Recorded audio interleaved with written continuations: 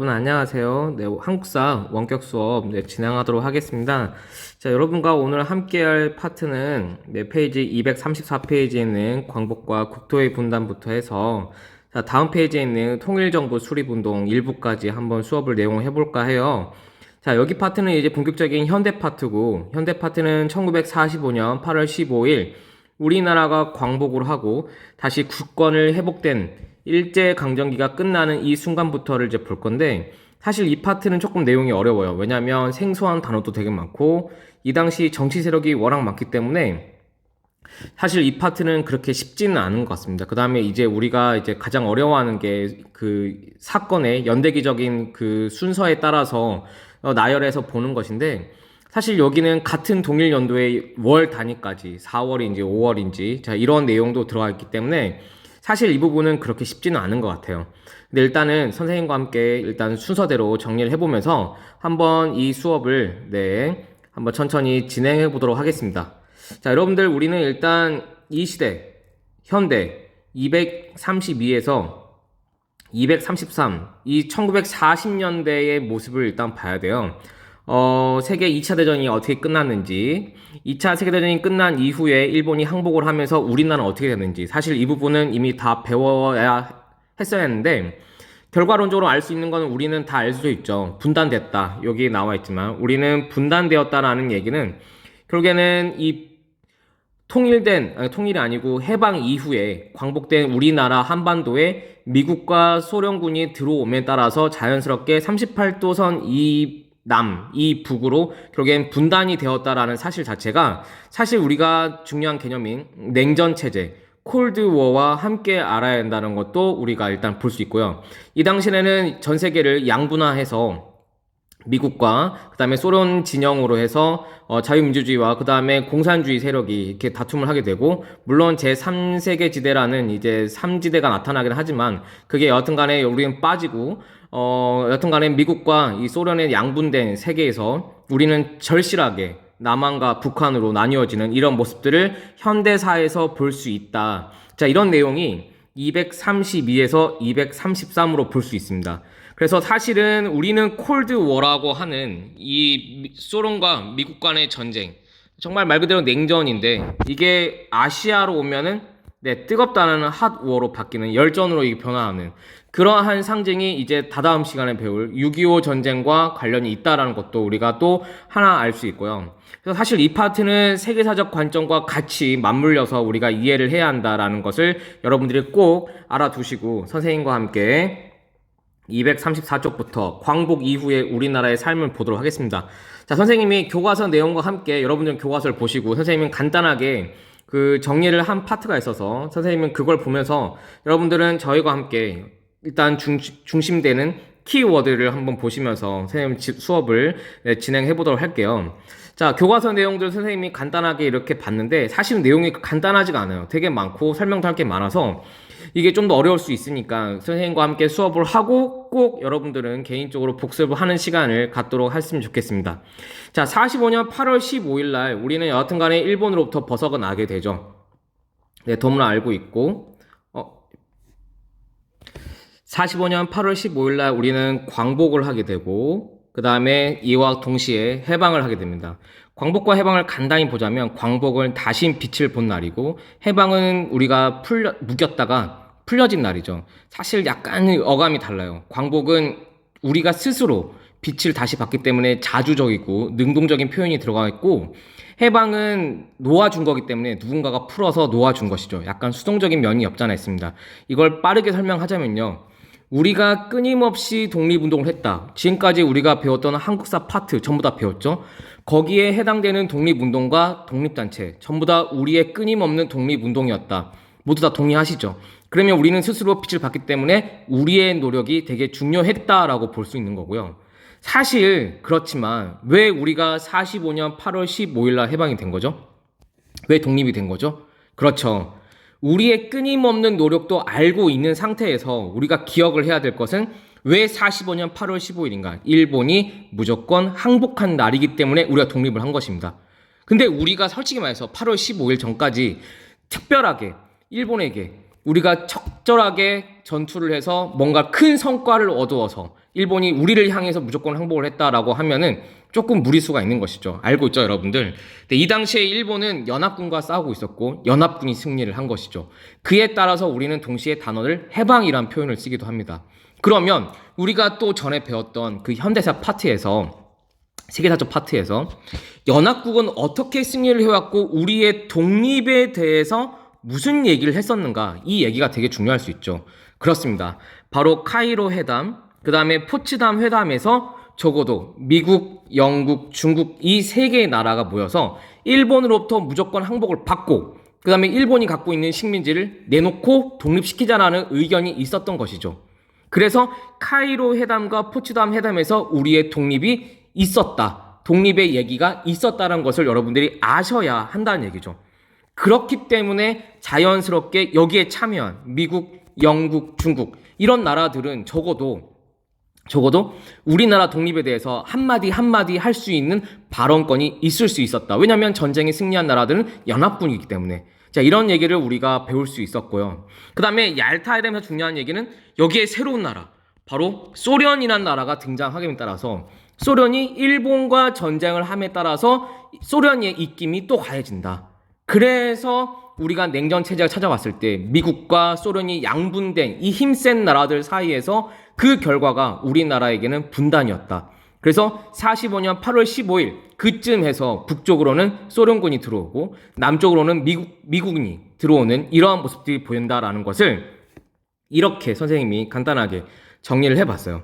그래서 45년 8월 15일 날 해방과 함께 여하튼간 우리는 광복과 함께 우리는 동시에 냉전 체제의 서슬아린 그러한 되게 살벌한 그런 분위기 속에서 분단이 됐다. 몇 도선이죠? 38도선 이남 이북으로 나뉘어져 분단이 된다. 그래서 우리는 남한, 그다음에 북쪽은 북한. 이렇게 해서 이렇게 분단이 된다는 것도 우리가 알 수 있는 사실입니다. 그러면 우리가 좀 더 깊게 들어가자면 이제 본격적으로 들어가는 건데, 좀 더 기본적으로 알아야 할 상식이 뭐냐면 남한은 미군이 들어오고 북한은 소련군이 들어온다는 얘기죠. 그래서 철저하게 그러면 우리 대한민국 임시정부가 들어가지 않느냐? 아닌 거죠. 남한은 미군이 들어와서 미군정이 들어가는 거고요. 북한도 역시 대한민국 임시정부가 아닌 바로 소련군이 들어와서 소련군이 다스리는 군정이 시작되는 겁니다. 자, 이게 45년 8월 15일 날 있었던 그 이후의 모습들이에요. 그래서 여기 적혀 있는데 여기 나와 있는 이 미군이라는 사람들이 미군이 우리나라의 그 정통성, 지금 이 당시에 어디 있었겠죠? 그렇죠. 충칭에 있었겠죠.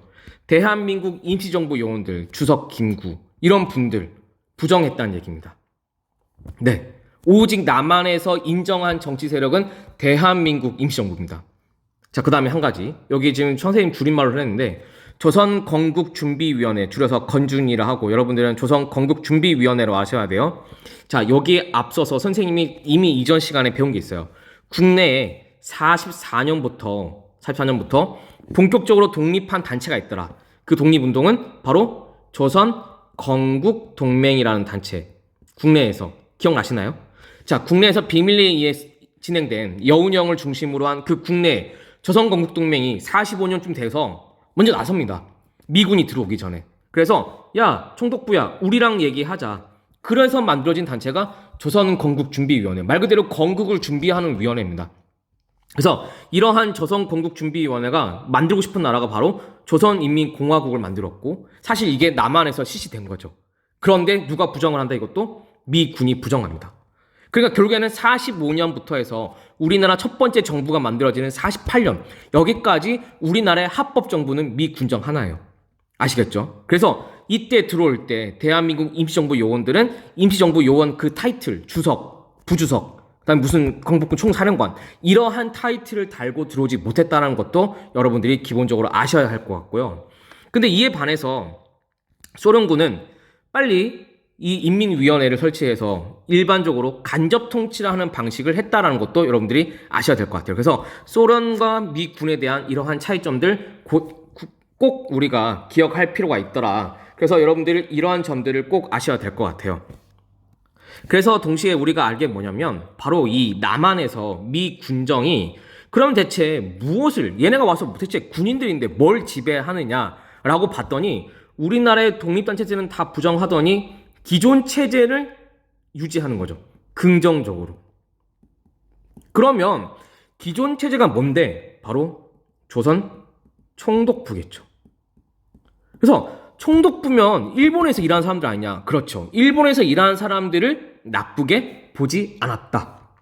우리나라 일반적으로 친일파를 청산을 잘 한 나라로 평가를 받고 있지는 않은 거죠. 사실 이런 것들이 여기서 이미 기미가 보인다. 그래서 총독부가 유지했던 그 자체를 치안 유지, 경찰, 일본 경찰들, 그래서 일본 순사들, 그래서 이러한 체제들을 유지를 하려고 했다는 자체에서 이게 뭔가 우리가 생각했던 그 독립과의 좀 다른 차이점이 있더라. 자, 이런 것을 우리가 꼭 알 필요가 있겠습니다. 그래서 기존 체제를 유지했다는 역은 조선 총독부가 다스렸던 그 행정 체계를 그대로 이양하려고 했다. 계승하려고 했다라는 것도 여러분들이 아시면 될 것 같아요. 자, 그리고 나서 우리가 이제 많이 얘기할 게 뭐냐면 좌우를 많이 얘기할 거예요.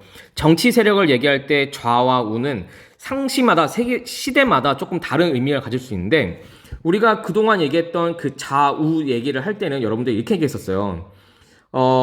사회주의 세력과 민족주의 계열로 해서 좌우 합치면 좌우 합자. 그다음에 약간 사회주의 계열을 좌파, 그다음에 민족주의 계열을 우파라고 이렇게 많이 형성했는데 해방 직후부터는 조금 다르게 좀 디테일하게 볼 필요가 있겠습니다. 자, 보실게요. 해방부터는 일반적으로 우리가 그 공산주의 계열, 그 다음에 그 북한을 지향하고 소련과 중화인민공화국을 지향하는 이쪽 세력을 좌파라고 부릅니다. 예. 물론 기존에 있던 사회주의도 포함이겠죠. 사회주의와 공산주의를 굳이 구분하려고 하지는 말고 이런 체계가 있다라는 거, 그런 사람들을 우리가 정치 세력으로 좌파라고 한다. 그 다음에 우파 계열은 일반적으로 민족주의 계열이라고 하는데 이제부터는 미국 계열, 그 다음에 그 미국을 따르는 그 정치 체제, 자유민주주의 계열을 의미합니다. 현재 우리가 자유민주주의를 택하고 있죠. 그래서 이러한 계열들을 우파라고 한다. 그래서 지금 요즘 이제 이 시대에 말하는 좌우는 이러한 사회주의, 공산주의, 그 다음에 자유민주주의 계열, 민족주의 계열 이런 것들을 다 통틀어서 얘기를 한다라는 것도 같이 알아두시고요. 그 다음에 여기 사이에 포함되지 않은 되게 온건한 세력들이 있어요. 그 세력을 우리는 특이한 거지만 중도 세력이라고 합니다. 중도 세력. 중도파라고 하는 정치 세력이라고 하는데 이 중도 세력과 중도파에 대해서도 웃긴 거는 중도 좌파가 있고 중도 우파가 있다는 겁니다. 중도 좌파는 말 그대로 사회주의 계열이 조금 보이는 중도파를 중도 좌파라고 하고요. 그 다음에 민족주의 계열과 자유민주주의 계열이 보이는 이 우파를 중도 우파라고 합니다. 우리가 본격적으로 이제 배울 건데 중도 세력은 우리가 꼭 기억할 게 뭐냐면 좌우 합작 운동이란 것을 하기 때문에 이 중도파 세력에 관련된 인물, 중도 좌파 이원영 선생님, 중도 우파 김주희 쌤. 그래서 이런 사람들을 좀 기억할 필요가 있다.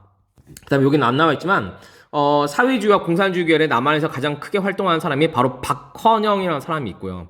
그 다음에 우리가 말하는 우파 계열 가운데 가장 대표적인 인물들이 뭐 이승만, 김구, 김성수 등 이런 사람들이 있더라. 자, 이런 정치적 세력을 또 기본적으로 알고 가야 한다. 자, 이게 일단 우리가 지금 페이지 234쪽에서 235쪽을 들어가는데 가장 중요한 기본이다 라는 것입니다. 어렵죠. 어려운데 선생님과 함께 계속 이어서 해야 하기 때문에 우리 쉬지 않고 바로 해보도록 하겠습니다. 자, 일단 이러한 상태를 안 상태에서 자 넘어가시면 이제 연도가 나오죠. 그래서 왜 이러죠? 이 연도 따라서 선생님과 함께 이제 수업을 하면 된다 이건데, 자, 잠깐만요. 자, 그래서 이 연도를 따라서 선생님과 함께 이제 이 당시에 있었던 사건들을 하나하나 살펴보도록 하겠습니다. 자, 45년 8월 15일부터 이제 48년까지 갈 건데요. 45년부터 48년까지의 가장 중요한 거는 우리나라에 어떠한 나라가 세워질 것이냐. 임시정부를 만드는 게 아니고 이제 진짜 나라를 만들 것인데 여기에 대한 아이디어가 각자 다 너무 다양하게 있었다라는 것을 볼 건데요. 정말 많이 있었어요.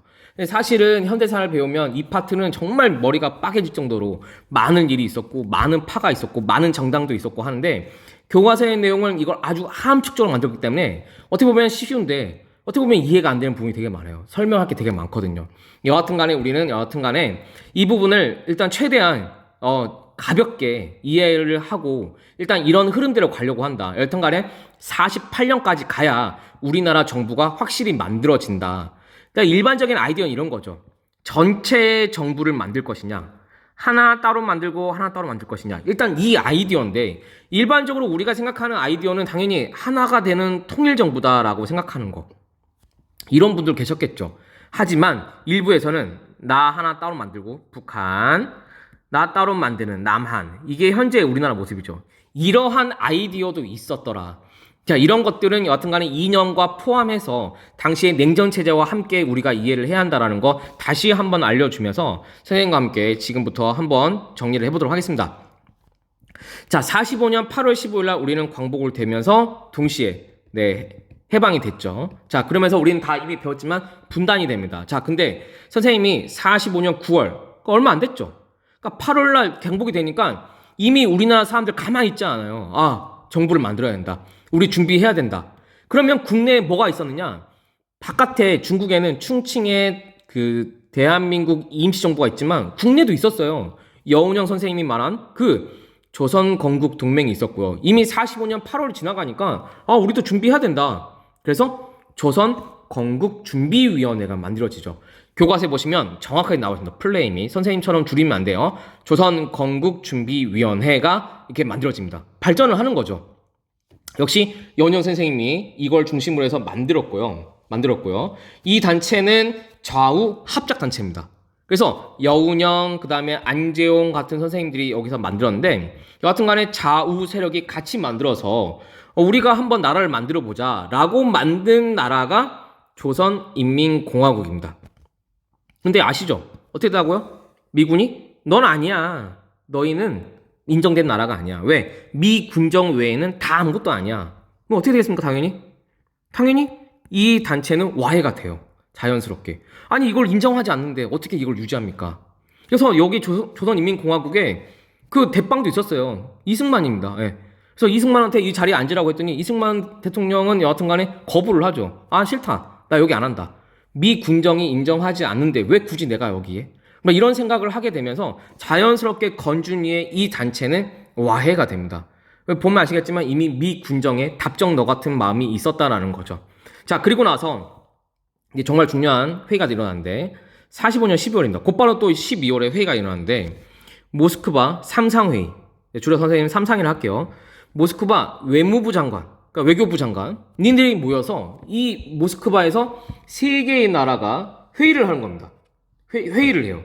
그래서 대체 무슨 회의를 하느냐라고 봤더니 그래서 왜 회의를 하냐 봤더니 미영소 여기 나와 있는데 교과서 내용 보실게요.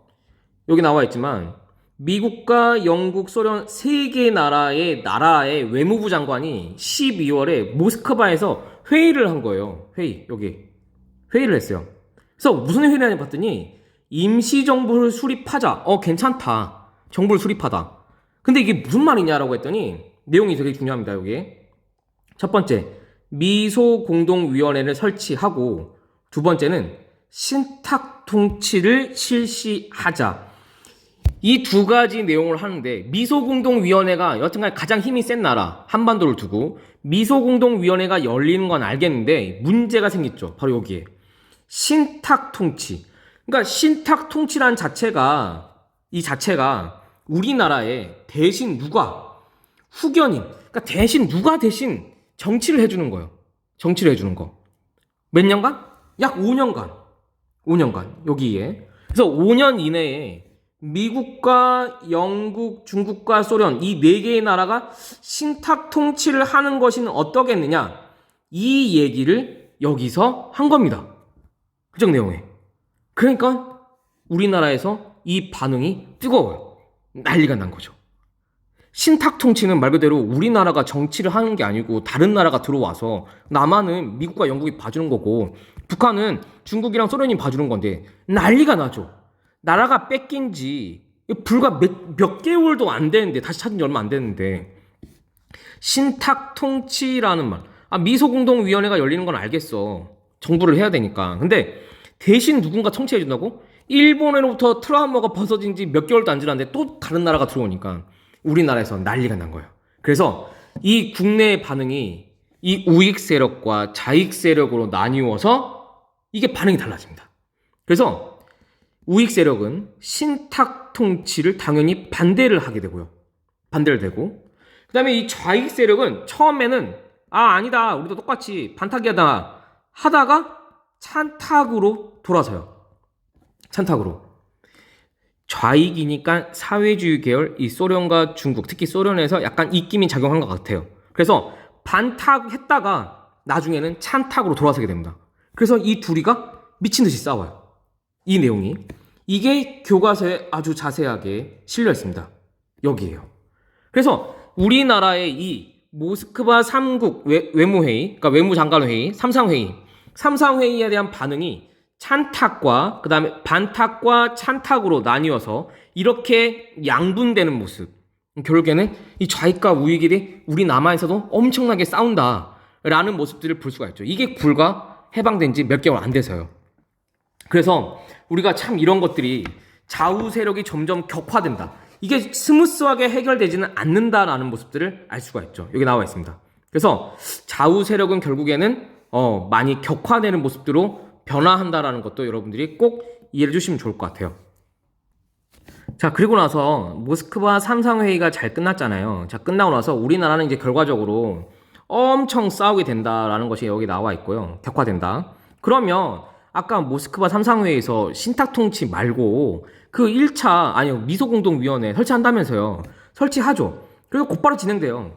45년 12월 다음에 46년 초에 곧바로 1차 미소공동위원회가 열립니다. 참고로 2차 미소공동위원회는 그냥 흐지부지 돼요. 그래서 1차 공동위원회가 일단 열리고 나서 거기에 대해 싸우게 되고 2차 공동위원회는 그냥 무마되는 거. 그러니까 우리가 중요하게 볼 포인트는 1차 미소공동위원회를 보면 된다는 얘기죠. 그러면 대체 무슨 내용을 가지고 회의를 하느냐 생각 한번 보겠습니다. 첫 번째로는 마찬가지요. 어떻게 정부를 만들 것인가. 그러니까 모든 고민은 우리나라에 어떤 정부를 만들 것이냐인데 이제 문제는 미국한테 유리한 거냐 소련한테 유리한 거냐. 절대 얘네 둘이가 양보하지 않는다는 거. 그러니까 그냥 분단되는 거예요. 이렇게 더 공고화 되는 거죠. 그리고 안 되니까 또 이렇게 싸움이 나는 거고요. 이게 바로 한국전쟁, 6.25 전쟁으로 이어지겠죠. 그래서 1차 미소공동위원회에서 대체 어떻게 정부를 만들 것인가에 대한 고민인데 또 엄청 싸움돼 이것 때문에. 그 다음에 신탁 통치 이거 애들 난리인데 어떻게 할 것인가? 진짜 할까? 어떻게 진행할까? 거기에 대해서 이제 해야 되는데 이제 문제가 생겨요. 뭐냐? 여기에 정부를 이제 만들려면 여기에 참여할 한국 사람들 뽑아야 될 거 아니에요. 그러면 일단 여기에 대표적인 정당, 정치 단체를 넣어야 되는데 이거 가지고 또 싸우는 게 뭐냐면 미국은 모든 단체를 넣자. 이렇게 얘기를 하고 있고요.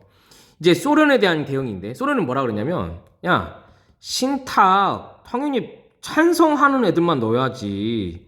아니 신탁 통치를 우리가 얘기를 했는데 반탁하는 애들 얘네는 왜 넣으려고 하느냐. 얘네 반대한다. 그러니까 미국은 뭔 소리냐. 모든 단체를 넣어야 된다. 자 이거 여러분들 어떻게 보시면 되죠? 그대로 위로 올라가서 자 우익은 어디 계열? 네, 자유민주주의 계열. 어디 좀 가깝죠? 미국. 자, 좌익은 어디죠? 네, 사회주의, 공산주의. 소련에 가깝죠. 보세요. 자, 누구한테 유리한가 보세요. 자, 미소공동위원회에서 신탁을 찬성한다. 찬탁. 그러면 일단 좌익 인정이죠. 자, 그러면 자기 세력이에요. 근데 문제는 얘네가 주장한 거는 야, 반탁. 얘네들은 방해 빼야지. 미국을 좋아하는 애들이네. 빼다는 얘기야. 철저하게 소련에 유지하는 거다. 그럼 봐봐요. 미국이 받아들이면 안 되겠죠. 그럼 미국은 무슨 소리냐. 얘네 둘 다 인정하는 쪽으로 가자. 그래서 미국과 소련이 이렇게 팽배하게 이렇게 주장을 하다가 결국에는 무기한 휴위한다. 결국에는 끝납니다. 결렬되는 거예요. 회의 안 돼요. 제가 아까 얘기했지만 2차 미소공동위원회 결과 볼 거 있다? 없습니다. 이렇게 가는 거예요. 그래서 1차 미소공동위원회 얻을 거 없고요. 그 다음에 모스크바 3상회의 신탁 통치 우리나라 난리 났고요. 자 이런 상태예요. 이런 상태. 자 이때 결과로 봤을 때 사람들이 느껴요. 미소공동위원회 해봤자 아무 소용없다. 왜? 미국은 미국에 유리한 편, 소련은 소련에 유리한 편으로 진행되니까. 자 그때 치고 가는 남자가 있습니다. 그 틈바구니를 어차피 안 될 것 같다.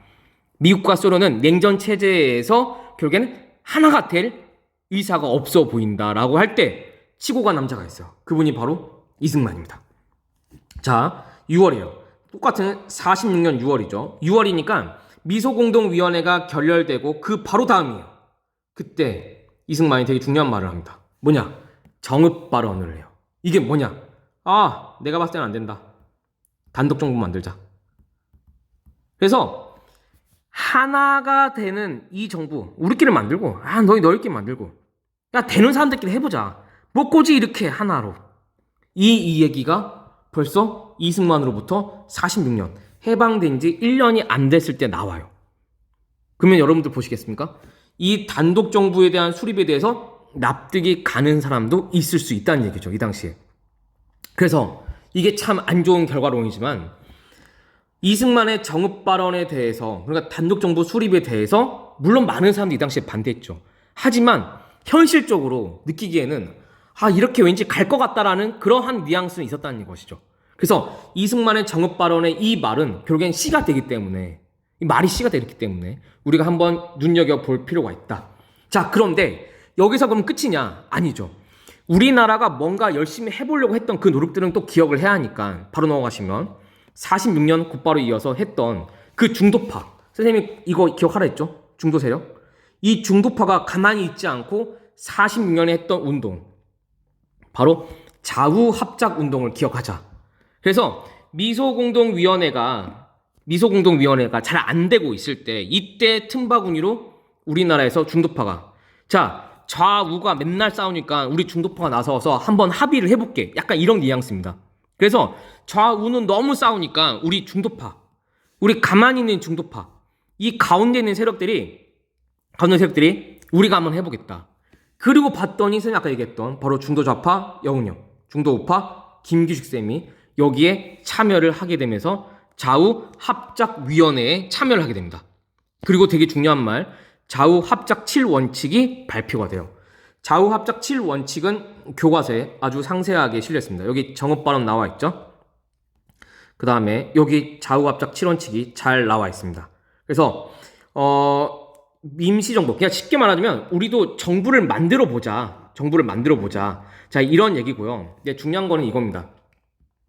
하나의 정부를 만들자는 노력인데 사실 이 중도 세력은 솔직히 말하자면 이거예요. 이도 아니고 저도 아닌. 결국엔 제일 중요한 게 뭐냐면 이 가운데이기 때문에 양 끝에 있는 사람들이 이분들을 도와줘야 되는데 그게 잘 되지 않았기 때문에 이분들의 그 합작 7원칙은 되게 중요한 의미는 있지만 사실상 그냥 회색지대였다. 그러니까 흰색과 검은색으로 가야 되는 이 상황 속에서 회색으로 가봐야 의미는 없더라. 잠깐 이런 생각이 좀 들 정도로 조금 무의미하게 끝난 경우가 있었다. 하지만 좌우합작 7원칙에 우리나라 정부를 만들겠다는 그 의지는 꼭 기억해야 한다는 거 여러분들 알아두시면서 끝난 이유, 실패한 이유 보도록 하겠습니다. 그래서 일단 첫 번째는 나중에 미 군정이 외면해요. 미 군정이 외면을 합니다. 딱 봤을 때 좌우합작 운동으로 이렇게 막 붐이 일어나지도 않고요. 미군은 봤을 때 좌파보다는 우파에 더 마음이 더 쓰이겠죠. 그 다음에 좌우 세력, 양 세력이 중도파인데 다 끌어들여야 되는데 중도 세력이 좌우를 끌어들이지 못했다. 그러니까 가운데끼리의 얘기였다. 더 중요한 거는 여운형 선생님이 암살당해요. 네. 돌아가시면서 이 좌우합작 운동도 잘 해결되지 못했다라는 거 꼭 알아두시면서 다음 거 보도록 하겠습니다. 자, 이제 오늘 할 마지막 파트예요. 좀 어려웠죠, 여러분들? 자, 결국에는 46년 흘렀고요. 47년 흘렀습니다. 자, 그러면 이제는 미국도 그렇고 소련도 그렇고 합의. 미국과 소련의 합의는 뭐였죠? 미소공동위원회에서 하는 거였잖아요. 결국엔 1차 안 됐고 2차 안 됐고 더 이상 회의는 없어요. 어차피 안 될 거였으니까. 각자의 주장이 너무 강했고 냉전 체제가 이제 시작하는 타이밍입니다. 한창 시작할 때예요. 네. 그러니까 결국에는 미국과 소련이 서로 양보할 틈이 없고, 그러니까 결국엔 어떻게 해야 되냐? 한쪽에서 뭔가 진행을 해야 되겠죠. 그 진행이 바로 미국과 유엔입니다. 여기 나와 있는데, 그래서 미국은 일단 자기가 피하죠. 일단 명분이 생기는 거죠. 나는 못하겠다. 그러면 이거를 이때 이미 만들어진 국제연합기구, 세계기구잖아요. 거기 유엔에 맡기자. 근데 사실 이때 유엔에 가장 입김이 센 나라는 소련이 아니고 미국입니다. 미국이 되게 웃기죠. 미국이 가장 힘이 센 나라가 유엔이고 지금도 유엔에서 미국이 가장 입김이 제일 세지 않습니까? 근데 미국이 이거를 그럼 나는 못하겠다 라고 하면서 유엔에 문제를 넘기는 거죠. 그래서 정부 수립 문제를 가지고 이제 유엔에 넘겨버리고, 유엔은 일단 미국 쪽으로 많이 마음이 길기 때문에 진행이 됩니다. 그래서 한반도 문제를 상정한다. 이 한반도 문제 어떻게 할 것이냐라고 해서 총선거를 하자. 유엔에서 인구를 비례해서 총선거를 하자. 선거하자. 근데 이때는 우리나라 한반도 전체를 대상으로 선거를 하자는 거였어요. 그러면 유엔에 어떠한 임시단, 이제 몇 명이 있는지를 봐야 할 거 아니에요. 선거가 어디가 있고 어떻게 진행될 것이고 이거를 확인을 해야 하잖아요. 그래서 유엔에서 한국 임시위원단을 파견을 해요. 그래서 선거를 어떻게 진행할 것인가에 대한 이걸 파견을 해서 이제 눈여볼 건데, 이 문제는 북한에서 소련의 지명을 받고 이걸 거부하죠. 이미 알고 있어요. 유엔 뒤에는 미국이 있다는 거 알고 있고, 소련은 오지 말라 그래요. 북한은 오지 말라 그래요. 그러니까 이 유엔 한국 임시위원단은 북한을 못 가는 거고요. 그러면 어디 가는 거죠? 남한밖에 못 가는 거죠. 그러면서 이제 뭐라 하는 거죠? 위원단이 내가 방문한 지역, 남한입니다. 거기서만 선거를 이루겠다. 선거를 실시하겠다. 그때 선거는 총선거. 그러면 자연스럽게 남한만의 총선거가 되는 거예요. 그리고 이제 북한은 북한대로 가는 거겠죠. 총선거를 안 하니까. 그럼 자연스럽게 어떻게 됩니까? 이대로 선거를 하게 되면 남한과 북한은 아예 다른 나라와 다른 나라가 되겠죠. 자, 이러한 상황이 가게 된다. 그리고 이거는 어떻게 됩니까? 실제로 갑니다. 이 방법대로 가요. 오케이? 그래서 결국에는 48년에 그럼 이 선거대로 진행이 된다라는 거 여러분들 꼭 알아두실게요. 네, 5월 10일 날 참고로 48년 5월 10일 날 총선거, 우리나라 최초의 선거예요. 그러니까 일어나는데 여기는 남한을만 갔다 왔고 북한은 못 갔고, 그에 따라서 남한만의 총선거가 이루어진다라는 거. 결국에 그 결과는 이대로 가는구나. 이 방식대로. 미국과 소련에 의해서 아예 서로 갈 길을 가는구나. 라는 것을 정리할 수 있습니다. 자, 그러면 여기까지 갈 때 이제 조급한 거죠. 조급한 게 뭐냐면 이대로 선거를 하면은 나라가 갈라진다. 진짜 갈라진다. 그때 우리나라에 계셨던 임시정부 요원들 가운데 가장 힘이 세신 분, 바로 김구 선생님이 가만히 있지 않으십니다. 이때. 그래서 마지막이라는 그런 희망을 갖고 남북 협상하러 가세요. 그래서 남북 협상파 가운데 김구와 김규식 선생님이 계십니다. 48년에. 그러니까 선거가 이때라는데 그 선거 있기 전에 북한 가시는 거죠. 그래서 한번 회의라도 해보자. 그래서 했더니 북한에서 올라오라 그래요. 올라와서 얘기하자. 그래서 대표자 연석회의, 말 그대로 의자를 똑바로 앉아서 연석회의하는 이 토론회의를 이분들을 초청해서 남북 협상파 김구와 김규쌤이 평양을 방문하시고요. 이때 하나를 발표를 하세요. 공동성명을 하시는데 단독정부 수립은 절대 반대하고 이제 그 외세 세력 미군과 소련군도 철군해서 우리끼리 한번 문제를 해결해보자라는 회의를 발표를 하는 거죠. 하지만 누굴 향해서? 이걸 누굴 향해서 발표를 하는 거죠? 그냥 남북 협상파가 그냥 양쪽에다 얘기를 하는 건데 실제로 누가 들어야 한다? 미국과 소련이 이 얘기를 듣고 시행을 해야 한다. 이게 되게 아쉬운 점이다. 그리고 김구 선생님은 나중에 곧 암살당하십니다. 이러면서 거의 정부는 공고화돼요.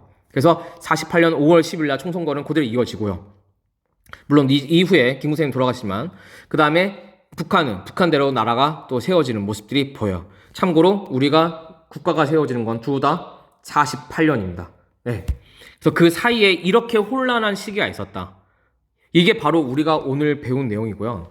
사실 여러분들은 오늘 배운 내용을 이렇게 238초까지 이렇게 있다라는 거. 그래서 여러분들 여기 나와 있는 자료가 되게 많아요. 여기 지금. 그래서 우리가 여기 234쪽부터 해서 그 다음에 35쪽, 그 다음에 6쪽, 그 다음에 7쪽, 그 다음에 8쪽까지 자료가 진짜 많습니다. 자료가 되게 많아요. 뭐 정읍발언 여기도 나와 있죠. 그 다음에 미소공동위원회에서 미국이 뭐라 얘기하는지, 소련이 뭐라 얘기하는지 나와 있죠. 그 다음에 좌우합작은 어떻게 하는지 여운형 선생님 계시고요. 그 다음에 김규기 선생님 계시고요. 그 다음에 여기 나와 있는 이제 김구 선생님이 남북협상 올라가실 때 3천만 동포의 읍고함 38선 올라가실 때 평양 올라가실 때 절대 단독정부 수립 총선거 남한만 총선거 안 된다. 이건 말씀하신 거 있고요. 하지만 이러한 발표를 하셨지만은 반대하셨죠. 이런 것들이 잘 되지 않더라 라는 것을 여러분들이 꼭 아셔야 합니다. 그래서 여러분들 오늘 한 내용이 여기까지지만 여러분들 이 내용은 너무 많고 사실 복잡해요. 선생님과 할 걸 한 것을 그냥 다 알았다고 생각하지 마시고 꼭 정리해 두시고 선생님과 함께 다음 시간에는 다시 48년부터 남북 협상 이후부터 진행하도록 하겠습니다. 그래서 대한민국 정부가 어떻게 진짜 수립되는지에 대해서 한번 그 과정을 살펴보도록 할게요. 우리 오늘 여기까지 하도록 하겠습니다. 여러분들 고생 많으셨습니다.